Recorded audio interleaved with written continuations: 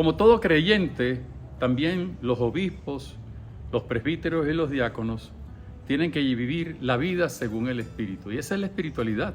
La espiritualidad no son solamente oraciones o ritos que uno puede realizar, retiros bonitos. No, esos son expresiones que ayudan a la espiritualidad. La espiritualidad es la vida según el Espíritu Santo.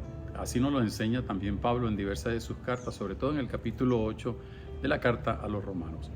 Pero tanto los obispos como los presbíteros y como los diáconos tienen algunas dimensiones muy particulares de esa vida según el Espíritu.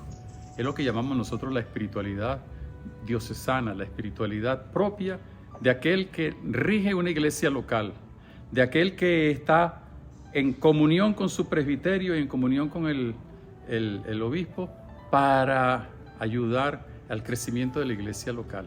Y lo mismo el diácono, que es servidor de su iglesia local, es decir, de la diócesis.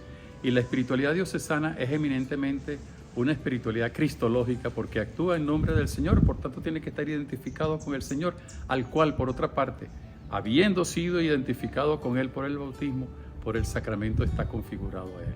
Es a la vez una espiritualidad eclesiológica, es decir, se distingue por su amor a la iglesia y por eso tiene que conocerla, vivirla, sentirla y manifestarla a través de la comunión con el obispo, con el presbiterio, con sus hermanos diáconos, pero también con todo el pueblo de Dios. Y debe ser también una espiritualidad muy abierta al ser humano. Es desde el ser hombre, ¿no? No se le está pidiendo al obispo, ni al presbítero, ni al diácono que sean superhombres. Eso existe solamente en las películas de ciencia ficción. Y para eso entonces tenemos el ejemplo de aquel que siendo Dios se rebajó, se hizo hombre para darnos la salvación.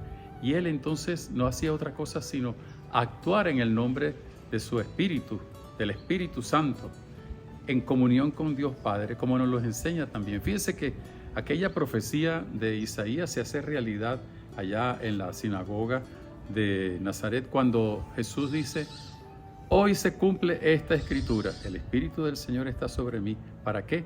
Para anunciar el Evangelio a los pobres, para dar la libertad a los cautivos, para anunciar el tiempo de gracia del Señor. Y eso es lo que debe marcar la espiritualidad, saber actuar en el nombre del Señor, lo cual implica conocerlo, lo cual implica identificarse con Él, lo cual implica dejar a un lado todas aquellas mezquindades humanas para actuar precisamente en el nombre del Señor. Es verdad que la espiritualidad no se alcanza de la noche a la mañana, hay que irla conociendo, hay que irla profundizando, pero quiero decirles que si hay algo interesante, sobre todo en este posconcilio del Vaticano II, es el redescubrimiento, que ya lo habían visto los padres de la Iglesia, de la espiritualidad diocesana, de la espiritualidad del presbítero, del diácono y por supuesto del obispo.